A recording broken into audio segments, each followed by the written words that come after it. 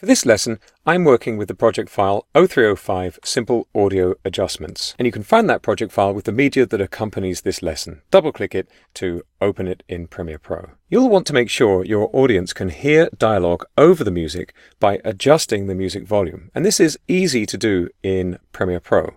Remember, a music clip behaves in just the same way as a video clip in Premiere Pro, but you'll be putting the clip onto an audio track, not to a video track. Here's a piece of music, and just under it we've got some voiceover. Let's have a listen. To the land of the eternal spring.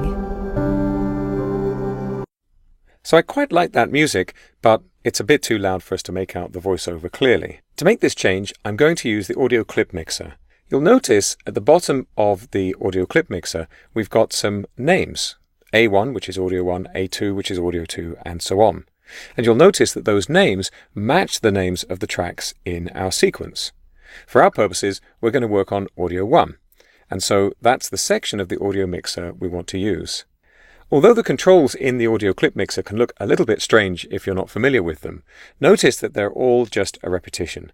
Everything for audio 1 is the same as everything for audio 2, and so on. So learn one and you've learned all of them. I'm going to adjust the audio level for the music by dragging this fader control, and I'm going to pull this down quite a bit, maybe down to -12. Let's have a listen to that. To the land of the eternal spring. Well, that's much better. We can easily make out the voiceover now. You'll notice as well in the audio clip mixer that we've got a mute button, which actually turns on the mute for the track. There's also a solo button. Solo makes sure that you only hear that track. For example, if I solo audio 2, I won't hear the music anymore, I'll just hear the voiceover. To the land of the eternal spring. Over on the right, you've probably noticed already we have some audio meters, so you can see the levels at work. A la tierra de mis raíces. You might decide to have vocals come from different directions, and this is easy to do using the audio pan control, which adjusts the balance for the clip. That's the balance of the audio between the left and the right speakers or headphones that you're listening on. Up in the audio clip mixer, I'm going to just click and drag to the right so that the voiceover comes out much more from the right speaker. Not 100%, but a lot more. And let's play that.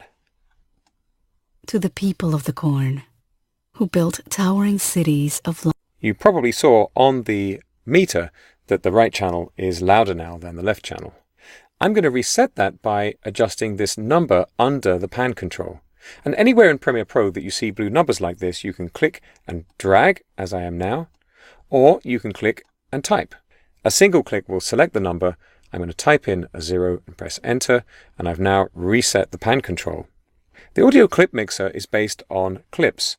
So if I had more audio clips on the timeline in my sequence, whichever clip the playhead was over would be the one that I would be adjusting. It's pretty subtle, but you can probably make out in the music clip where I've lowered the volume, this line across the middle of the clip has been dropped to a low level. And if you watch that line while I drag the fader up, there. When you release the fader, the line moves to indicate the new volume for the clip. So you have a visual reference on the clip as well as looking at the audio clip mixer. So that's how you can easily adjust audio level and pan for clips in a sequence in Adobe Premiere Pro.